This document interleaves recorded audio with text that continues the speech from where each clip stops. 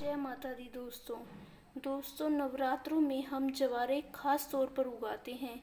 ज्वारों को हम वाटिका भी कहते हैं, जयंती भी कहते हैं, कहीं कहीं पर खेतरी भी कहते हैं, हरियाली के नाम से भी ज्वारों को जाना जाता है। विशेष रूप से नवरात्रों में वाटिका लगाई जाती है। इससे मन को बड़ी प्रसन्नता होती है। जैसे जैसे हमारी वाटिका बढ़ती जाती है, मन बड़ा प्रसन्न होता है और माता के प्रति हमारा आत्मविश्वास बढ़ता है। और यदि किसी कारण से हमारे ज्वारे अच्छे से नहीं बढ़ते हैं तो हमारे मन में एक शंका आ जाती है और हम सोचते हैं कि माता रानी की कृपा हमारे ऊपर नहीं है। तो दोस्तों इसमें हमें फंगस लगने की भी प्रॉब्लम आ जाती है।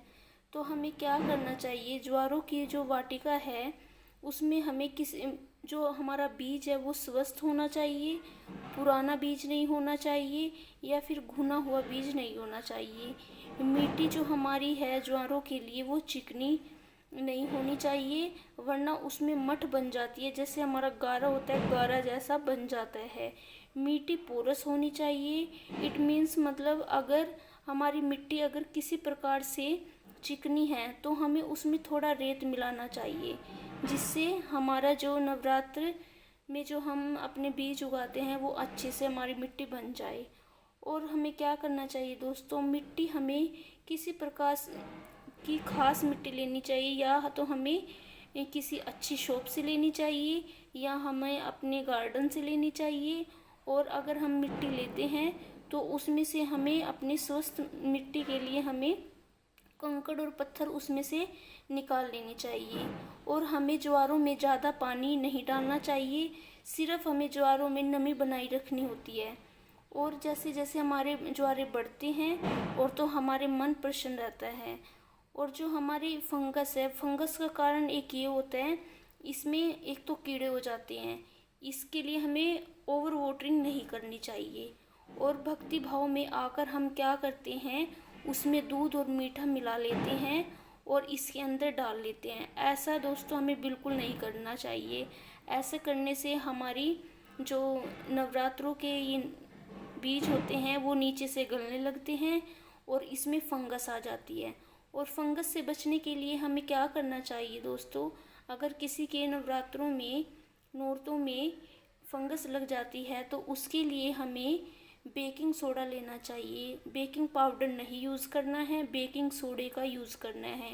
बेकिंग सोडे को पानी में मिला के और उसको हमें उसमें डाल देना है। और उसमें डालने के बाद हमें या तो फोक से या स्पून के पिछले हिस्से से हमें जो हमारी मिट्टी है वो आराम से किरोदनी चाहिए, जिससे कि हमारे अंदर तक उसमें नमी से हमारा अच्छे से वो मिक्स हो जाए।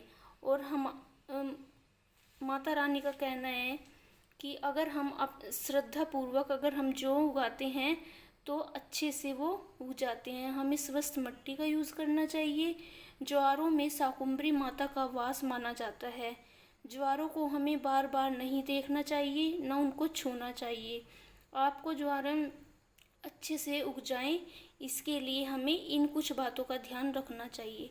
तो दोस्तों माता रानी की कृपा से आपके ज्वारे अच्छे से बने। जय माता दी। दोस्तों देखिए, मैंने ये मिट्टी के प्लास्टिक के बर्तन में मैंने इनको उगाया है और इसमें मैंने अच्छी स्वस्थ मिट्टी लेके इसमें ज्वारों का बीज डाला है। और फिर मैंने सिर्फ इनको नमी आने दिया है, ज़्यादा पानी मैंने इसमें नहीं मिलाया। और देखिए दोस्तों, हमारे जो ये बीज हैं और ये जो हमारे नौरते हैं ये कितने अच्छे से उग गए हैं। जय माता दी दोस्तों।